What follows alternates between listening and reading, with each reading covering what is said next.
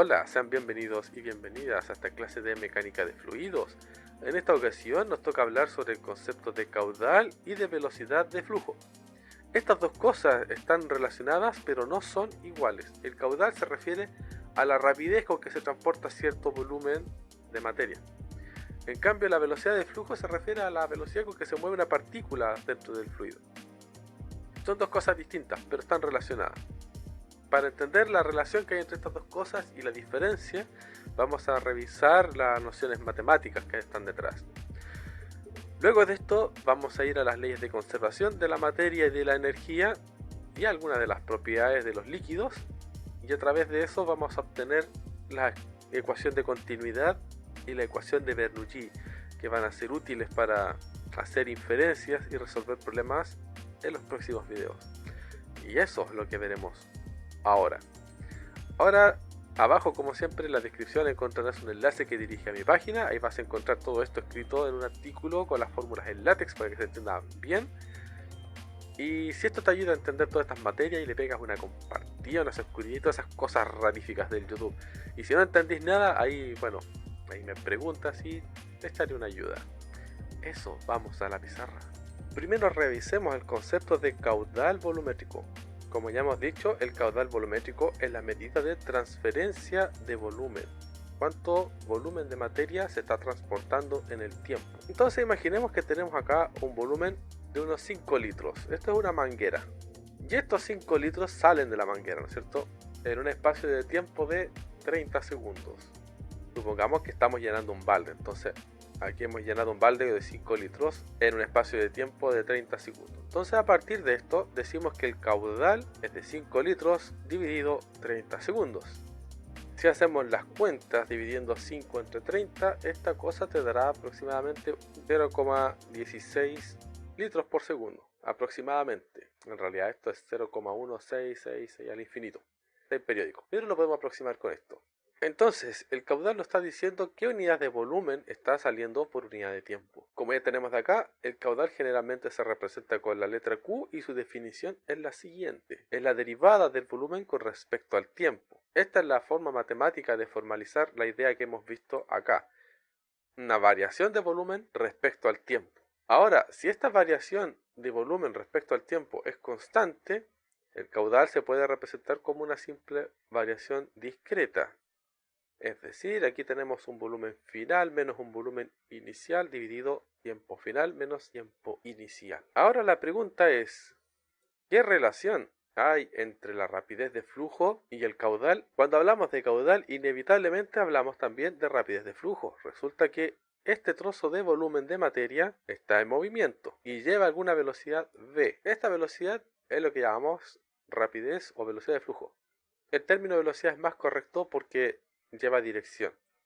Pero también es cierto que acá hay un elemento de volumen, ¿no es cierto? Un dB, moviéndose una cierta longitud, un dL. Entonces, si examinamos las definiciones, vemos que el Q, que es una variación de volumen con respecto al tiempo, se puede escribir de la siguiente manera. Imaginemos que este volumen, como podemos ver acá, es un cilindro de área A.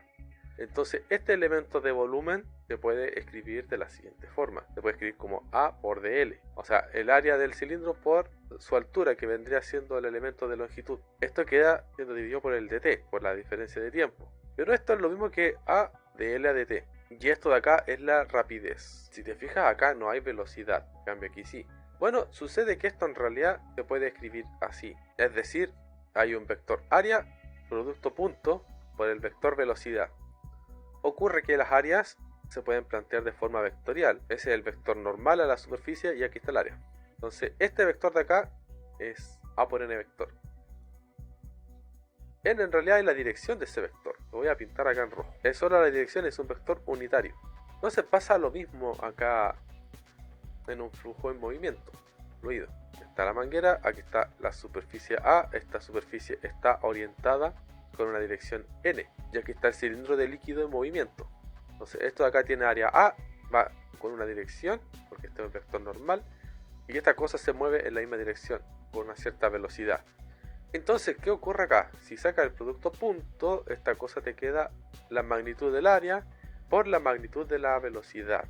que es justo lo que aparece acá, A por B. Aquí no es necesario colocar el punto, es así. De aquí tenemos la relación de que caudal lo podemos escribir como área por velocidad. Y a partir de esto podemos decir que la rapidez de flujo es igual al caudal dividido al área. Y esto nos dice algo interesante. Por ejemplo, cuando estamos regando el pasto con una manguera, aquí está saliendo agua, voy a dibujar el agua aquí, aquí sale el agua sale con un cierto caudal. Pero ¿qué pasa si yo disminuyo el área? Lo que va a pasar es que la rapidez del flujo va a ser mayor, va a saltar más lejos, sale más rápido. Entonces, con área grande, la velocidad del flujo va a ser menor. Y si el área es pequeña, o sea, yo bloqueo esto, ¿no es cierto? Lo hago pequeño, aumenta la velocidad del flujo, a pesar de que el caudal sea el mismo. Veamos ahora algunos conceptos relacionados con las leyes de conservación. Leyes de conservación. En física nosotros tenemos varias leyes de conservación. Por un lado tenemos la conservación de la materia y tenemos la conservación de la energía. Vamos a ver esto acá, materia y energía. Y estas cosas tienen algunas implicancias interesantes. Una de ellas es la ecuación de continuidad. En realidad la ecuación de continuidad es una ley de conservación en sí misma, pero la vamos a ver de esta forma. Imagínate que tienes aquí una manguera, pero esta manguera varía en grosor. Ahora, imagina que esta manguera está llena de líquido. Acá tenemos un líquido. Ahora, si por un extremo de la manguera entra un cierto volumen B en un cierto tiempo T, aquí entra B1 en un tiempo T, entonces por necesidad por acá tendrá que salir el mismo volumen, ¿cierto? Por aquí sale B2 en tiempo T, pero tienen que ser iguales. B1 tiene que ser igual a B2 en el mismo tiempo.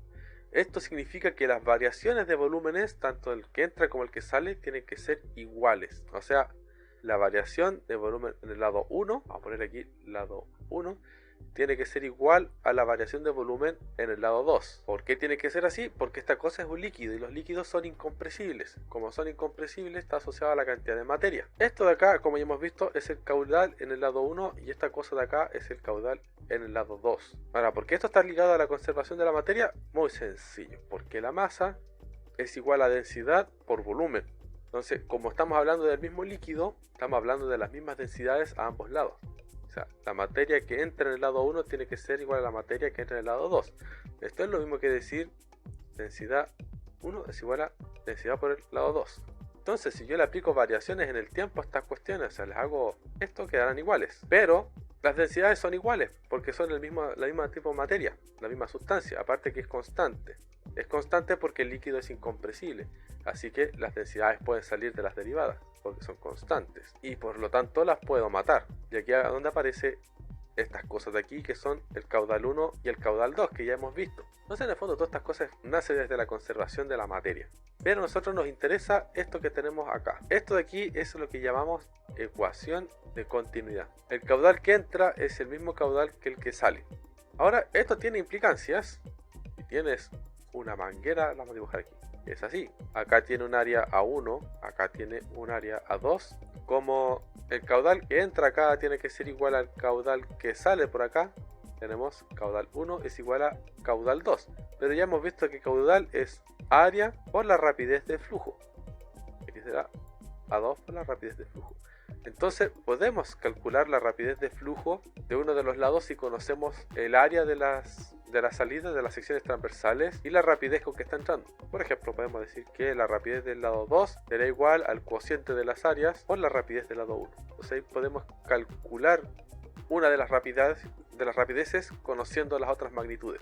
Ahora, por el lado de la conservación de la energía, tenemos la ecuación de Bernoulli, pero ya llené la pizarra, así que voy a ir a otro lado, por acá. Entonces, para ver el tema de la conservación de la energía, tenemos la ecuación de Bernoulli. Vamos a ver qué implicancias tiene esto. Para ver el tema de la conservación de la energía, imaginemos el siguiente dispositivo. Tenemos una entrada gruesa aquí, bueno, puede ser gruesa o delgada, lo mismo, pero con una cierta área. Voy a hacer un poco más pequeño para que quepa el dibujo. Ya, entonces, así, imagínense una cañería. Y acá tiene otra área. Entonces, por aquí entra un líquido, ¿cierto? Tenemos un líquido. Acá tenemos una sección transversal A1, el área. Acá hay una sección transversal A2. Por aquí entrará un volumen V1 de materia, la de masa 1, eso tiene un volumen V1 y se mueve con cierta velocidad V1. Y además vamos a poner esto a una cierta altura. Voy a dibujar una base aquí y desde este punto, ¿no es cierto? O bueno, lo voy a dibujar desde acá. Hay una altura H. ¿Por qué hago todo esto? Porque todo esto tiene relación con la energía. Entonces aquí tengo esa masa de líquido moviéndose. Esto implica la presencia de un caudal, pero se va a producir ese caudal debido a una causa, debido a una presión externa. Hay una presión externa que va a empujar ese volumen de líquido. Debido a esto, en el otro extremo va a aparecer también una presión que va a empujar, vamos a llamar presión 2, que va a empujar este volumen de líquido, un volumen V2, y tiene una materia M2 y que está a una altura H2. Entonces, a partir de esto podemos encontrar relaciones de energía. Tenemos que este sistema lo podemos dividir en dos partes. Voy a hacer una división acá. Así, el lado 1 y el lado 2. Y si nos preguntamos por la energía total en el lado 1, vamos a ver que la energía que se utiliza para desplazar este volumen V1 a través de la presión 1 será P1 V1. Entonces, trabajo para desplazar un volumen. Además tenemos energía cinética porque tenemos una cierta materia M1 moviéndose con rapidez V1. La energía cinética es un medio masa por velocidad al cuadrado, aquí está, masa 1. Y además tenemos energía potencial porque esta cosa está en altura H, M1 y H1. Entonces esa es la energía total en el lado 1. Por otro lado, en el lado 2 tenemos algo parecido. Tenemos la energía total en el lado 2, la energía para empujar un cierto volumen a través de una presión, es presión por volumen. Entonces tenemos presión 2, volumen 2, más un medio, la masa 2 por la velocidad 2 al cuadrado, la energía cinética, más la energía potencial, masa 2 y H2.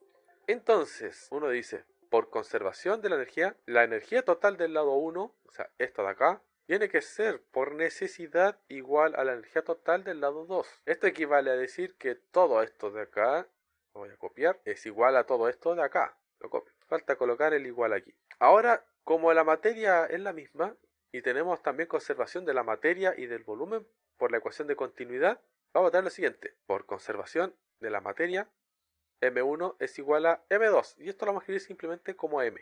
Vamos a reemplazar esto primero. Entonces, esta ecuación que tenemos aquí se va a transformar en lo siguiente. Simplemente le quito los índices a las m's. Quedan así. Ahora, como masa es igual a densidad por volumen y volumen 1 es igual a volumen 2, ¿cierto? Aquí entra la ecuación de continuidad. Entonces, es como si hiciéramos esto. Voy a copiar esta ecuación y le voy a quitar todas las... voy a copiar esto y primero voy a quitar todas las índices a la vez porque son iguales. Eso. Y ahora voy a reemplazar las masas por eso de ahí. Entonces nos queda presión 1 B más un medio. La masa se reemplaza por densidad por volumen. Queda así, al cuadrado, más densidad volumen EH1. Esto queda presión 2 volumen más un medio densidad volumen B2 al cuadrado más densidad volumen EH2. Y acá te vas a dar cuenta que puedo dividir por volumen. O sea, puedo cancelar todas estas cosas, porque está como factor común a ambos lados de la ecuación. Ahora simplemente me copio toda esta cuestión y estas cosas las borro. Ahí está. Ahora falta hacer el trabajo de artesanía de juntar todas estas cuestiones. Y ahí está. Esta cosa que está aquí es lo que se conoce como ecuación de Bernoulli. ¿Y qué dice esta cuestión? Esta cosa te dice un montón de cosas interesantes. Fíjate que acá arriba nosotros teníamos energía y lo que hemos hecho para llegar acá es dividir por volumen, así que toda esta cosa es densidad de energía, porque es energía partido por volumen, por metro cúbico por decirlo así. Esto de acá son densidades de energía, así que a partir de esto nosotros podemos inferir algunos significados interesantes. Las presiones son densidades de energía, ese es el significado físico de presión, una densidad de energía. Aquí las P son presión externa. El factor ρGH que nosotros ya hemos visto es la presión hidrostática. Si no recuerda videos anteriores, es la presión que hace un líquido de altura H, ¿no es cierto?, sobre la base. Y este factor, un medio ρB cuadrado, es lo que llamamos presión dinámica. Es decir, es la presión que es como efecto del movimiento del líquido. Debido a que el líquido está en movimiento, aparece esta presión dinámica. Estos son los significados que podemos extraer analizando la conservación de la energía y de la materia a partir de la dinámica de los fluidos. Todo viene condensado en la ecuación de Bernoulli y a partir de esta vamos a poder empezar a resolver algunos ejercicios interesantes, pero eso lo dejaré para otro video. Quedamos hasta aquí por ahora. Adiós.